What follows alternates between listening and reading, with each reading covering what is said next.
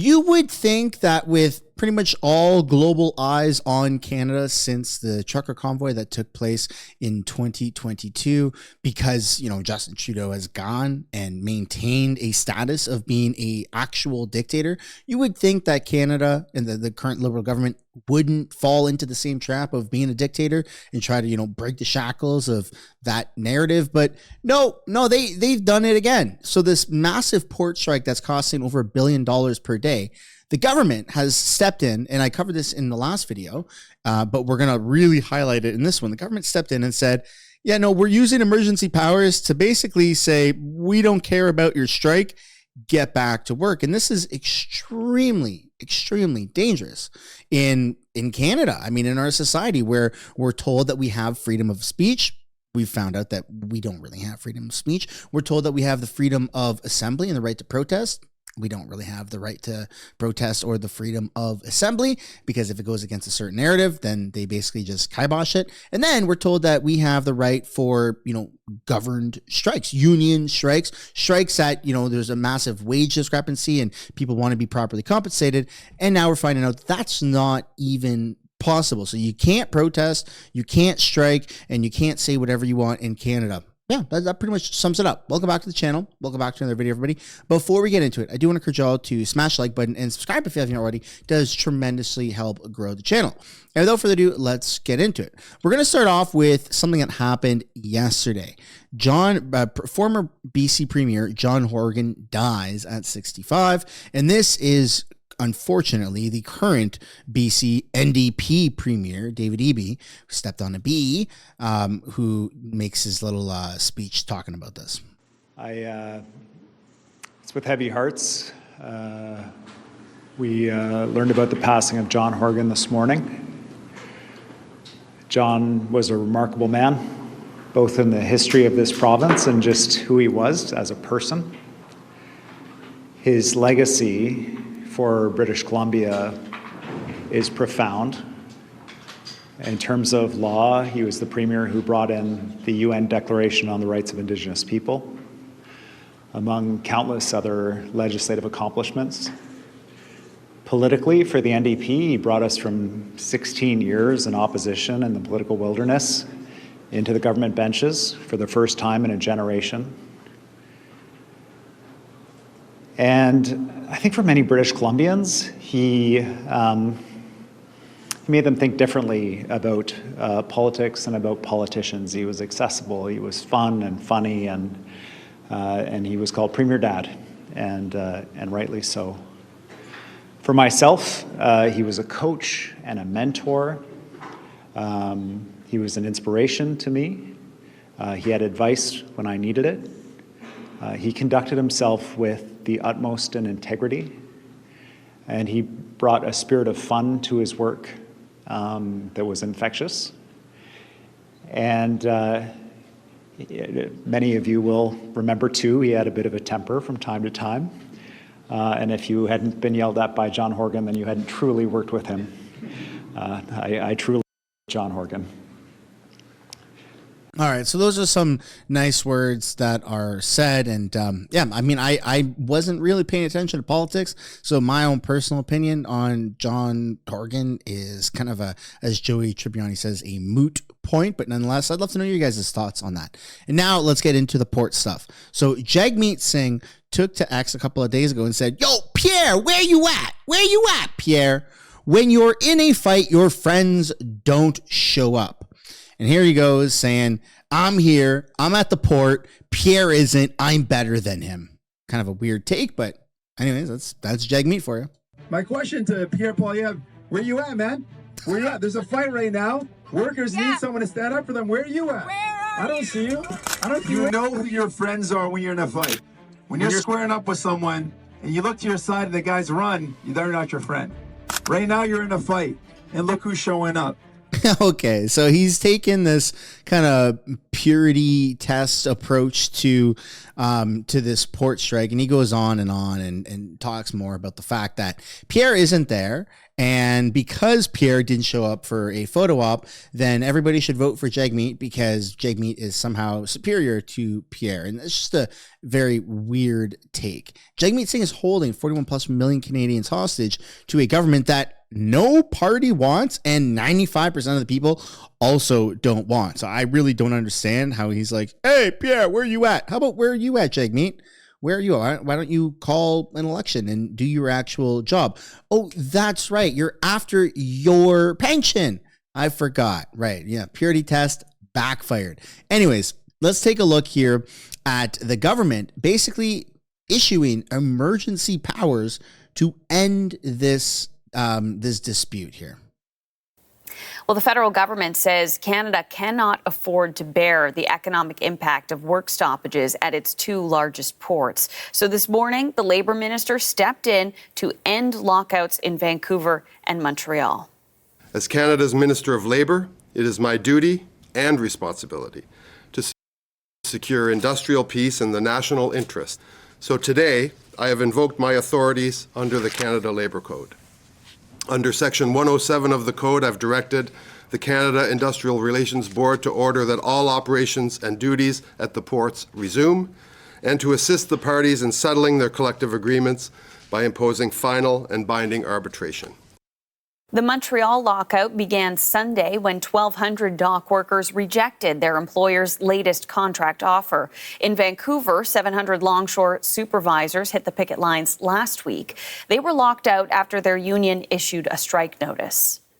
Well, with negotiations at an impasse, the Labour Minister said he didn't have much choice. Stephen McKinnon said he had to act, and that decision is generating a lot of reaction. Our Kate McKenna spoke with Andrew earlier about the intervention and its importance. Yeah, of course it's causing a lot of backlash, for crying out loud. Look, I'm not saying that this port strike should have happened. I'm not saying that I support it.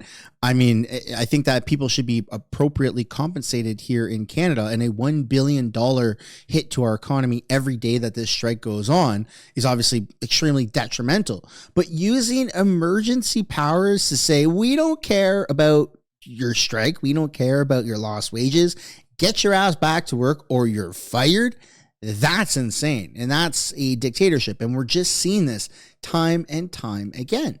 That they say that you have the right to strike. They say that you have the right to peaceful assembly and to protest. They say that you have the right of freedom of speech. Who is they? The government. But we're finding out every single year for the past few years, it feels like every single month for the past few years, if I'm being totally honest, that all these things that they're saying we have a right to, we don't. And that's what's so scary in Canada. It's an extremely slippery slope. And unfortunately, we're heading down that slide. It's not a good place to be. Well, it's super consequential, both from an economic perspective and from a labor perspective. And I'll sort of take you through both of them, starting with labor. We can recall that this is the second time that the federal government has intervened to end a major labor dispute in recent months. We can think back to August when Stephen McKinnon also made an announcement that he was going to force workers and two rail companies into binding arbitration to end that dispute for the same reason that it was causing a lot of harm to the Canadian economy. And at the time, and now once again, we're hearing from laborers or we're hearing from unions rather that this really undermines their ability. It really undermines their power to negotiate and to push for what they think is appropriate for their workers. But then on the other side, we have the economy. So we heard Steve McKinnon earlier today saying that the two sides in both disputes in Vancouver and in Montreal were at an impasse and things weren't getting better, and also that it's really harming the Canadian economy. We know, as you said, these are the two largest Canadian ports. More than $1 billion in goods is exported or goes through those ports every single day. And we heard recently from the CEO of the Port of Montreal saying that this could be catastrophic for the Canadian economy, and also that normal, everyday Canadians would start feeling the effects of this labor dispute in the coming days. But today, Steve McKinnon defended his decision to send these disputes to binding arbitration. I view actions to restore order, reasonable actions to restore order in our supply chains as being pro-worker. I do not like reading of layoffs. I do not like hearing of instability. And obviously, we want to make sure that our economy continues to function, that our trading relationships continue to function, and that international commitments that Canadian companies and workers have made to supply other countries are. Okay, so I personally agree that, you know, going on strike and layoffs, like those are things that no one wants to hear. Mass layoffs, you know, massive hits to our economy through strikes, but using emergency powers. I mean, it says right here, Labor Minister invokes binding arbitration to end disputes. He used emergency powers to force people out of their strikes and negate the fact that, you know, any of the reasons why, whether it's a singular reason or multiple reasons why this strike even occurred in the first place. He just dismissed all that and said, I don't care. This is too big. You have to go back. That's insane. That's not Canada. I'm not saying that strike was good and then, hey, hoorah, yes, $1 billion, not a million, $1 billion hit to our economy every single day. That's awesome. No, that's not good.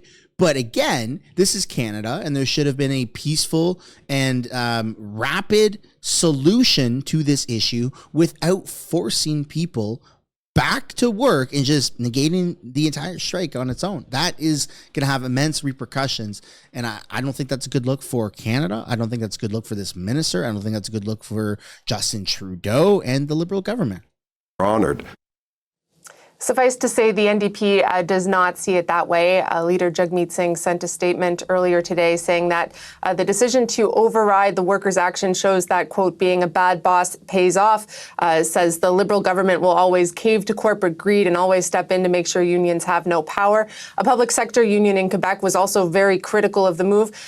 One additional dispute that the minister sent to binding arbitration is at the Quebec City port, where they've been using replacement workers for some time. That is also being sent to binding arbitration, and as a result, a public sector union in Quebec is saying that will undermine their ability to negotiate, and they should just impose a law, or rather they've already passed a law, but it should come into effect sooner for anti-replacement workers. So that's what they were saying. But then on the other side, we heard from the Canadian Federation of Independent Business that says that this move from the Labour Minister will be for the greater good of the Canadian economy. Oh my goodness. I mean, the most heartbreaking thing about all of this is the fact that I somewhat, a teensy weensy amount, agree with Jagmeet Singh, just in the fact that this should not have happened, that they should not have used emergency powers to end the strike and force workers back. But again, that's my own personal opinion, and I would absolutely love to know yours. And then we have to do a deep dive here for the rest of the video into this sit down with Justin Trudeau and the new Liberal Premier here. I'll move my face so I'm not on Justin Trudeau. Let's take a look at this here, because this is just bizarre. So you are about to head to two major summits at a time when our closest ally, the U.S., is turning away from multilateralism. What is your hope for what APEC and G20 can deliver, and how ambitious do you think leaders should be specifically in terms of what can be done when Trump takes office? Well, one of the things we saw in the American election, but that we're seeing in elections all around, including right here in New Brunswick, is that people are focused on the challenges that their families are facing, on fixing the cost of living issues, on creating optimism, ambitious for their communities, for their regions, and so many of the challenges we're facing around the world are having those direct impacts on the cost of living for people. So going to APEC, going to the G20 to talk about the challenges of the world, whether they're the rise in conflicts, whether it's shifting geopolitics, whether it's economic challenges, infrastructure challenges, the increasing costs of climate change.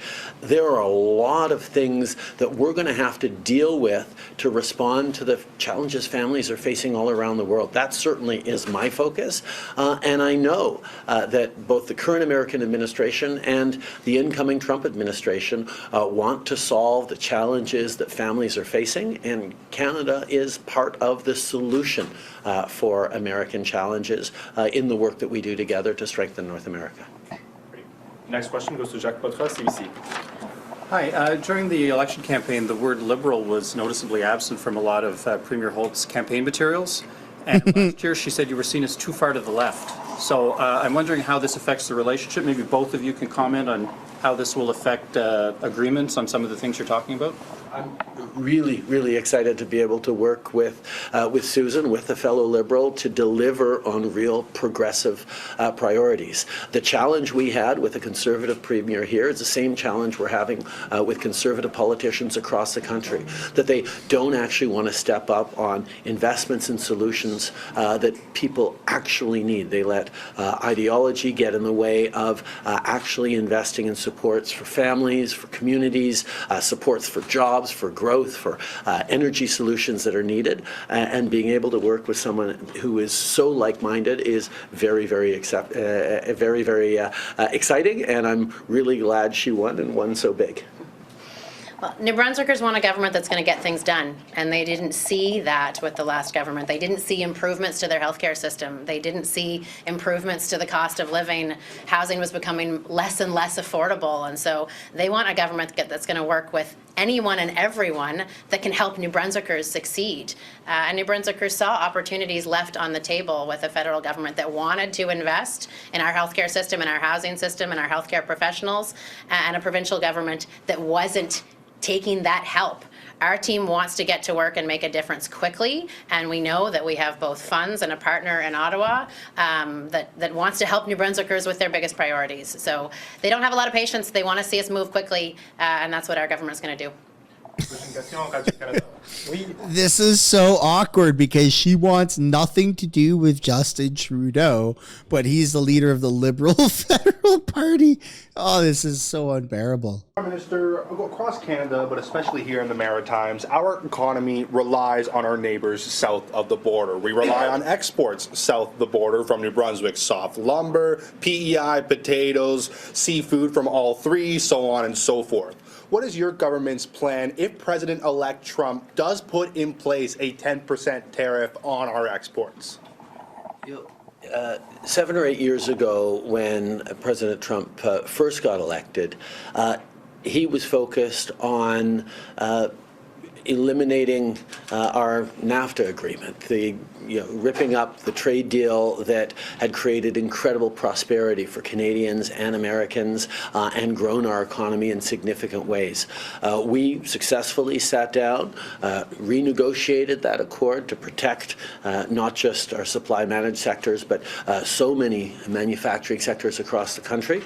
And we even responded to tariffs he brought in with a demonstration. The interdependence of our economies means there are great jobs on both sides of the border that rely on the smooth flow of goods throughout the border. That is going to continue to be the case. We know that even as the Trump administration is significantly concerned about international pressures, particularly overcapacity by China and unfair trade practices by China, Canada is aligned with the United States already, and we're going to be able to do good things together. We were able to make sure that Canada and the United States together were creating good jobs and economic growth on both sides of the border by working as friends and partners, and we're going to do that again. Yeah, except this time you're going to have Donald Trump be way harder on Canada than he ever was. He doesn't respect Justin Trudeau. He doesn't like Justin Trudeau, and I think that we really need someone else in that position to do those negotiations. That's going to be have values that align way more with not only Trump's but with America right now. Right, we're getting rid of the wokeism, and Canada is like the most progressive country in the entire world. And for us to be such a massive exporter to America, is that going to affect our bottom line dollar? Yeah, I absolutely think that it will. I think that because of Trudeau's wokeism, progressivism, it's going to prevent him from actually being able to get good deals on exports with Donald Trump. It might be a stretch, call it what you want, but I firmly believe that. Prime Minister, hoping we could get your reaction to the statement from Ontario Premier Doug Ford that Mexico has effectively become a backdoor to Chinese imports and that they should be frozen out of the U.S. market and out of NAFTA when that is renegotiated in 2026. Yeah. Just about all of our partner democracies around the world have expressed varying degrees of concern about Chinese overcapacity, around unfair trade practices that the Chinese economy is inflicting on the world, and we're all working in different ways to try and prevent that. We move forward with significant tariffs on steel and aluminum to protect steel and aluminum workers in Canada from Chinese overcapacity. We're going to continue to work with partners like the United States and hopefully Mexico as well to make sure that we are united in our desire to protect good jobs that are more responsible around the environment than they are in China, more responsible around labor practices and supporting families in meaningful ways. There's lots of work to be doing, and that's, I know, a big topic of conversation that we're going to have with the new American administration in the coming months. Talking about affordability issues. So one issue you two didn't agree on last year was the carbon tax. Premier Cole wrote you and said we need a one-year pause on this. Like Premier Holt, I'd like to hear from you whether you now think that New Brunswickers can afford another increase in the carbon tax, and Prime Minister, whether you'd be interested in hearing that conversation. As I said, one of the things we agree on is that you can't build a strong economy unless you're protecting the environment, and that's something that the Premier was very, very clear on. The backstop that the federal government brought in puts more money in the pockets of 8 out of 10 Canadians across the country with the Canada Carbon Rebate, but every province is open to creating its own system that reaches the same level of stringency and impact. And I look forward to working with her on how we make sure that we're protecting the environment and creating a strong economy as we support New Brunswickers through what is a challenging time in the world. Well, New Brunswickers continue to struggle with the rising cost of living. That hasn't changed with the outcome of an election, and so we are absolutely focused on making life more affordable for New Brunswickers. That's why we're going to be removing the Higgs gas tax that they're currently paying, those extra 4 cents at the pump, as soon as we can return to the legislature. We have other initiatives in mind to continue to decrease the cost of living for New Brunswickers, and we need a plan that reflects the reality in New Brunswick of the fact that we don't have the same kind of public transportation opportunities. We don't have the same kind of opportunities to bike to work, because when you're living in Saint-Sauveur, that's not an option. You can't get to the hospital that way. You won't find, you have to go to the gas station and you have to fill up the tank if you want to get your health taken care of and if you want to get to work. And so we're really conscious of the price that New Brunswickers are paying, and we want to make sure that that it's an appropriate price that reflects the reality here. So that's what we're continuing to work on. So would you think about your own plan? That's what we've said consistently, Andrew. We're going to put forward a Made in New Brunswick climate plan that recognizes the realities here in New Brunswick, what New Brunswickers can do, how we incentivize them to change behavior, not just penalize them when they don't have any other options. So that's work that the department is doing now. We look forward to getting that plan ready, and I appreciate the Prime Minister is prepared to receive it, and as he has with other provinces, let provinces do their own thing as long as they meet an appropriate stringency level. So that's what we're striving for. It's interesting. interesting, actually. The province of New Brunswick had a Made in New Brunswick plan, and then Premier Hicks decided to scrap it because he wanted to blame the federal government for what he was doing. It was a purely crassly political play. It's great to have someone who deeply believes in not just protecting the environment, but helping with affordability in tangible, concrete ways. And I know there's lots we're going to be able to do together on that and on a range of things. Thank you, everyone. Merci beaucoup tout le monde. That's so weird. That is so weird. Look, I think that more and more premiers, more and more politicians are realizing one of the best ways to just make life more affordable for the people that they are serving, the public of whatever it's municipal, provincial, or federal, is by getting rid of this carbon tax. Now, she did mention getting rid of this certain tax, that's 4 cents per liter. Getting rid of the carbon tax, at least out here in BC, getting rid of the carbon tax is going to save, I think, between 22 to 30 cents per liter. That's massive, massive savings. That does go a long way because, again, even when you go and buy groceries, right, the whole distribution system is paying the carbon tax, and they're just increasing their prices to reflect that. And so if the carbon tax gets scrapped, not only are we directly saving money at the pump, but we're also saving money when you go and buy other things because they're hopefully going to bring prices down a little bit to reflect that they are no longer paying the carbon tax, and so we should no longer be paying that carbon tax as well. And so it's going to have this massive domino effect. But I really think that unless someone somewhere on the Liberal side just stands up and says, okay, look, we're getting rid of the tax in this area, I really don't care, having that kind of domino effect that actually takes place, unless that happens, I think that we're going to have to wait until, a next election for the new federal government to really just say, okay, we're getting rid of this carbon tax across the board. But again, that's my own personal opinion. I'd absolutely love to know yours. This is the end of the video, everybody. If you did enjoy it, I'd like to encourage you guys to smash the like button and subscribe, and I'll see you in the next one. Bye for now.